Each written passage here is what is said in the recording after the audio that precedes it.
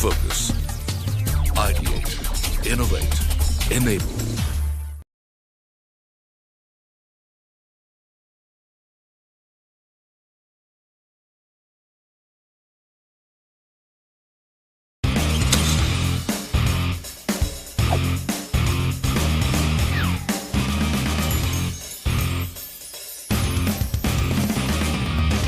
Hello and welcome to Season 5 of NSE FinWiz powered by CNBC TV 18, and I'm your host Nithya Balakrishnan. Today we're in India's Garden City in the campuses of one of the world's leading IT consultants, MINDTREE in Bengaluru.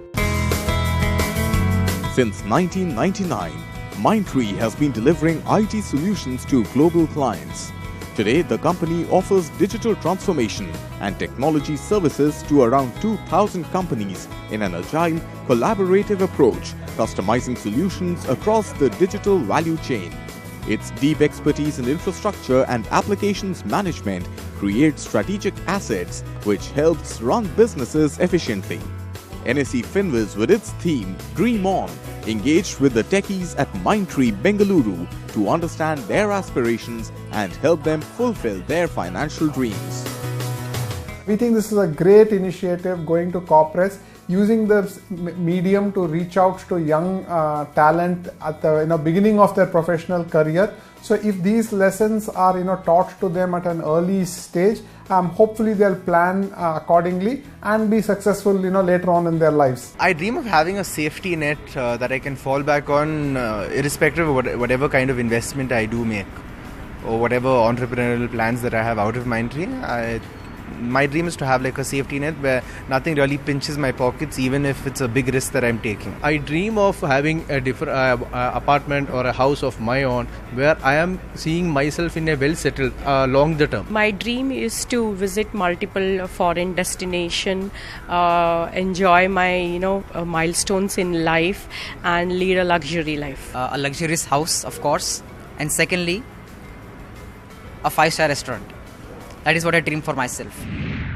Hello and welcome to Season 5 of NSE FinWiz powered by CNBC TV 18, and I'm your host Nithya Balakrishnan.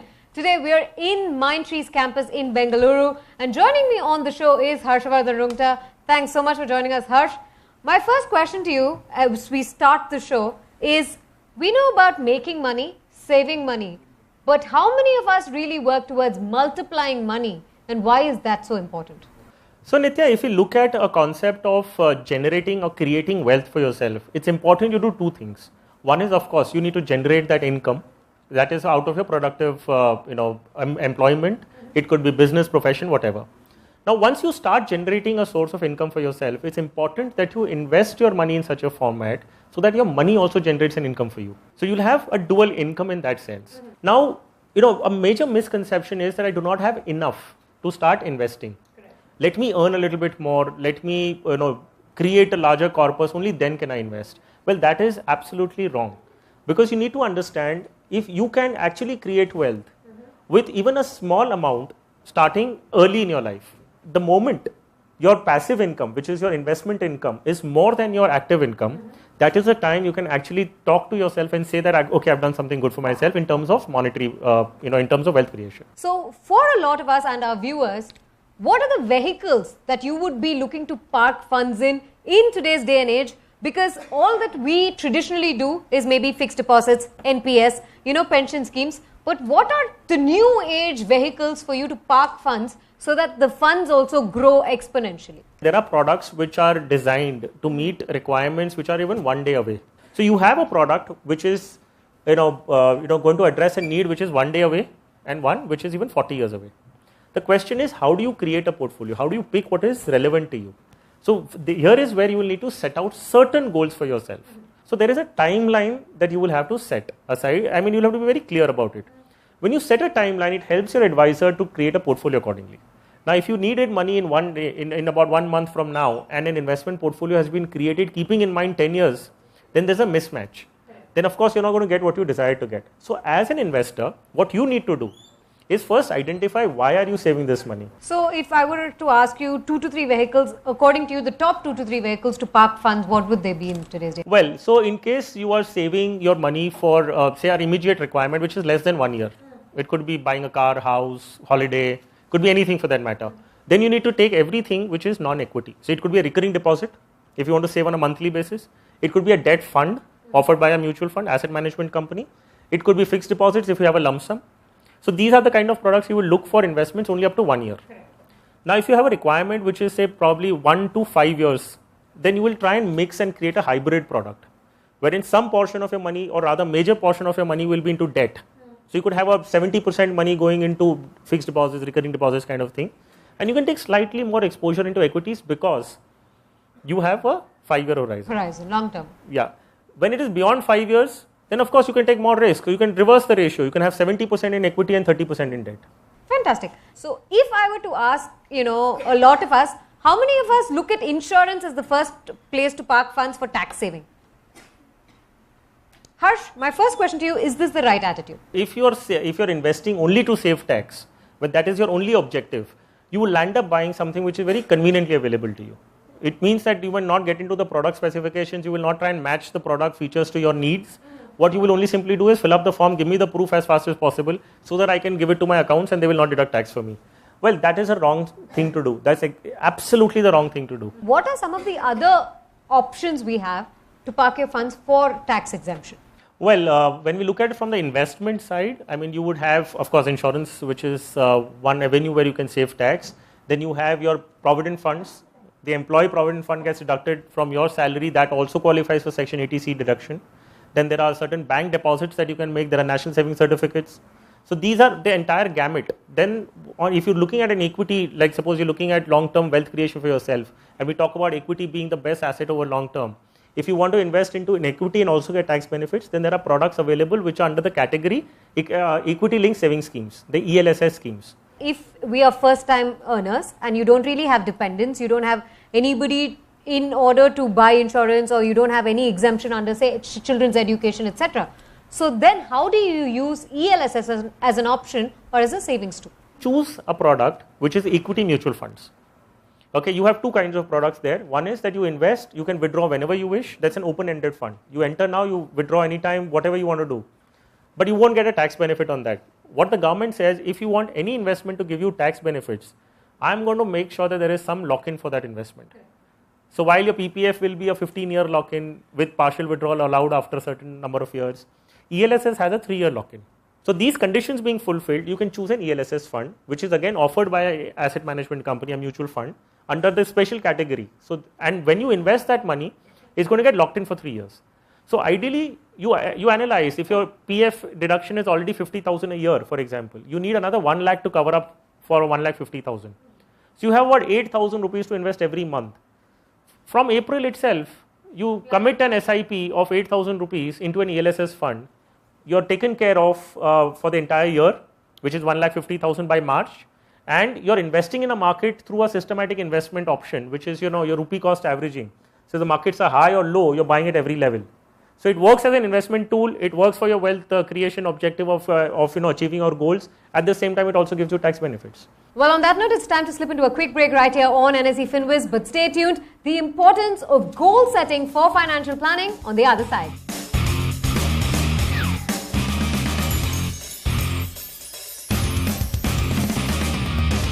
Welcome back. We're still in conversation with Harshvardhan Rungta right here on NSE FinWiz in MINDTREE, Bangalore. And Harsh, if I can ask you, when you look at losing weight, when you sign up for a gym, you think, okay, my target is going to be maybe 2 kilos in the next 6 months.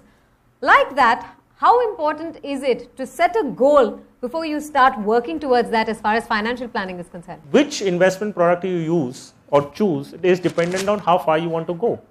Now, for example, if you had to travel to Mumbai, for example, you will not start riding a cycle, right? Even if it's deemed safe. Correct?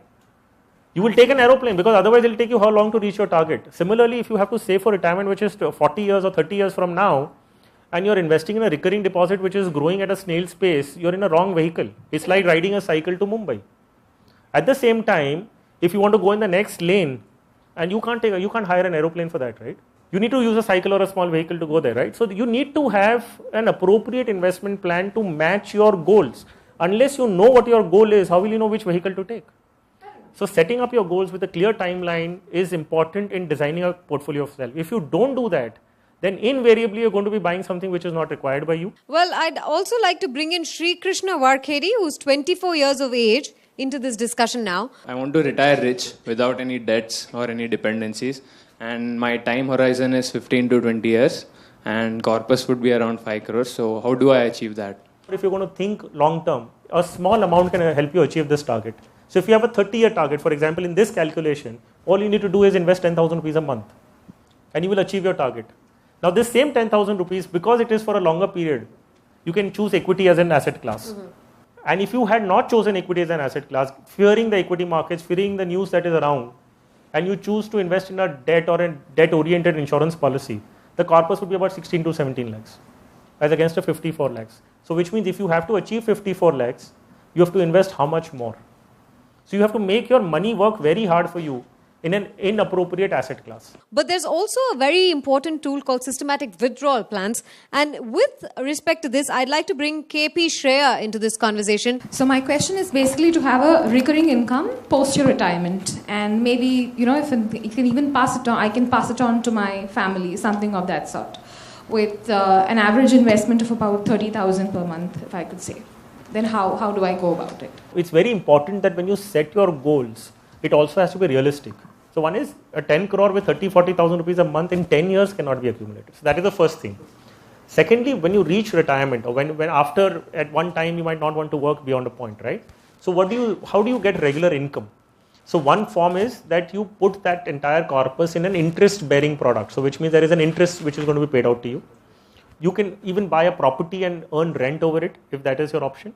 Or the third option is that you can leave the investment as it is because you do not treat the entire amount at one shot, right? So you can continue investing, continue to be invested as it is and set up a systematic withdrawal plan. Upon retirement, you can choose an SWP, systematic withdrawal plan. So you can mandate the fund house a fixed amount of money that you need every month. They will redeem that much money and give it to you in your account. And the rest of the money continues to be invested as it is and generate the returns that it is invested in. If it's a debt product, it generates the debt returns. If it's equity, it continues to be in equity. Is there a ratio of how much should go into something like a assured return scheme, like a life insurance scheme, which is assured return, versus the other ratio of what should go into a mutual fund kind of an investment or equity ELSS investment? Because the sense of being assured is like one person says, you give me 100 rupees, I'll give you 105 assured. The other says you give me 100 rupees, but the possibility of getting 115 rupees is there. What would you want to take? It's a choice. The question is, being safe is always easy to do. But whether being safe is good enough, because you're looking at a return from an insurance policy which is going to be in the range of not more than 5%. If that is what your sense of assurance is, then you haven't looked at inflation yet. On the other hand, you have to understand that if 20 years is your time horizon, because an insurance policy ideally have a 10-year plus tenure, right? If you can stay invested for 10 years and above, and if you invest every month in an equity market through an SIP in a basket of stocks, okay, there is a past data, historical data. If you have made an SIP investment for the last 10 years, okay, the worst performing scheme, there could be about 500 equity schemes operating in the market, and suppose you picked up the worst scheme, okay, that was available. So you were very unlucky, you picked up the worst scheme. The average return of that worst scheme over a 10-year period is about 8%, which is still better than the best fixed deposit would give you. So if I can have Harsh answer a question of Dr. Ashwini Suri, who says, in times of political uncertainty, rising inflation, possibility of war and low, FD rates, how effective can equity investment be in such scenarios? Equity is risky. So that is what we are trying to understand, that there are several external factors which affect the performance of a market. Well, that is how equity markets are supposed to be. The idea is I participate as a systematic investment plan. I had, say, about ₹1 lakh to invest in a year. What I will do is I will not put the entire 1 lakh at one shot today because the markets could fall tomorrow. Right? If it goes up, I'm happy, but I don't know which side it will go. What I would do is I would put 8,000 rupees in this month. So I buy at about 36,000 levels. Next month, again, if the markets have gone down to say 34,000, I have put another 8,000 rupees. So I've averaged my investment. Then if it goes up to 40, it goes up. That is what it's supposed to do. If it goes up and down and I keep buying at every level, I keep averaging it. On that note, it's time to slip into another quick break right here on NSE FinWiz. But stay tuned, it's time for a rapid Q&A session with the audience on the other side.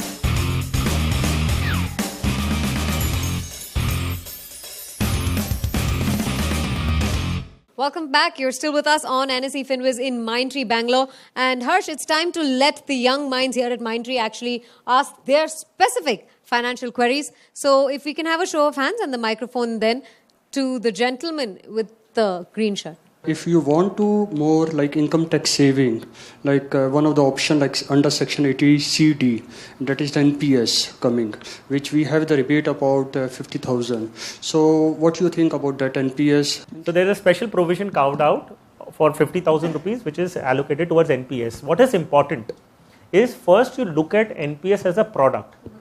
Whether it suits your requirements, if it does, then you subscribe to it. You do not subscribe to it only because you're getting tax benefit. The amount that you put into NPS gets accumulated up till your age of 60. You're allowed to withdraw 60% of that corpus as lump sum at that point in time. Up to 40% is tax exempt. So 60% is the upper limit. You choose, you can withdraw 40% out of it. The balance amount gets converted into an immediate annuity. It's a product. It's a separate product. That money goes into a life insurance company, which you choose, and you draw a pension out of it. There are several options available.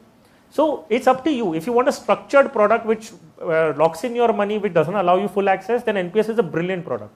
If it fits into your schemes, because the cost is very low, it is a very well managed fund, there's a proper structure. But if you can manage your money on your own, I would rather pay the tax, but make sure that I can invest in a better product. Why do I say that? In an NPS, if you choose a fund E, that is highest allocation towards equity, in that the highest allocation is 50% of your money will go into equities. But if you're investing for 20 or 30 years, why would you restrict your investment into equities to only 50%? You're confusing it with PF. PF gives you a fixed interest every year. It announces an interest. In this, it is functioning similar to a mutual fund. The NAV is going up and down. So there is no fixed assurance in NPS.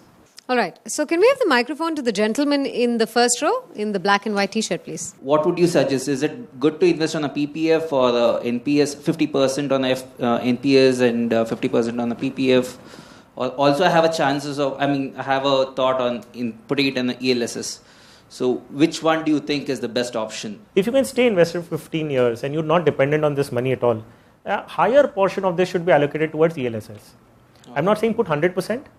You could divide your money. You could think of putting about 70% in ELSS and 30% in PPF. You could balance it out. NPS is a different product altogether. It's a recurring commitment that you have. If you're comparing ELSS with a PPF, assuming that you have 15-year time horizon for both, then the best thing to do is that you can divide this money, but not equally. Equally is a brainless exercise. You don't need to put anything. Let's divide it equally. But since you don't need it, I would say, why don't you take 70% exposure in ELSS and 30% in PPF? The microphone just behind you, please. What is the risk factor associated with derivative market when we compare with this equity market and for the retail investor like us? The difference between trading in cash market and derivatives is 20 times. If you're trading in a cash market, in equity markets, you're putting all your money. If you had a 1 lakh rupees, you're trading with 1 lakh rupees, the exposure that you have is 1 lakh rupees. Because that's the kind of shares that we bought, right? Whereas in F&O, in derivatives market, this 1 lakh becomes a margin money. And your exposure is 20 times more. So your risk is 20 times more. The mic to the gentleman in white. The market is going up and down. So when to exit or how long we can hold? A company may have done an all-time high of 250 rupees. But there is no guarantee that if it's once touched 250, it will always come back. It is dependent on the business. Now what we talk about when we talk about the long-term assets, okay, why equity is the best asset class? It's not relevant to one stock by itself. It's a basket of companies. So when you invest in a basket of 30 to 40 companies put together, 1 or 2 may be this particular company, but you need other companies to work, right? So you diversify, and this is where mutual funds come into picture. When you invest in a particular scheme, they invest in a basket of 30 to 40 companies. So there could be a possibility that they picked up a company which is the same one which you invested in, and that company has gone completely bust.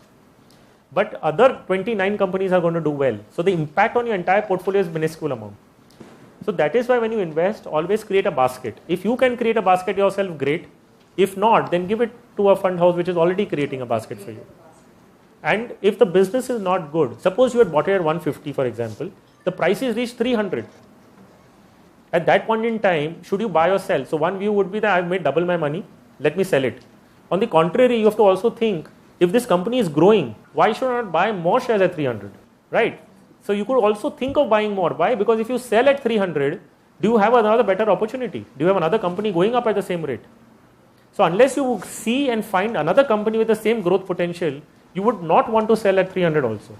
Well, with that, we're absolutely timed out on this edition of NSE FinWiz. From all of us here at MINDTREE, Harshvardhan, thank you so much for joining us on the show. And for all the viewers, thanks for tuning in and keep it with CNBC TV 18. There was a lot of learning involved, especially as someone who's just entered the workforce and is still like coming to grips with taxation and savings and everything. I was very confused. I think I found somewhere to start now. Today's session was really great because whatever you want to invest, whenever you have some money to invest, but you will not find where to invest. So today Harshvardhan told us many ways. Equity is the one thing which I learned, and I am going to seriously invest on that.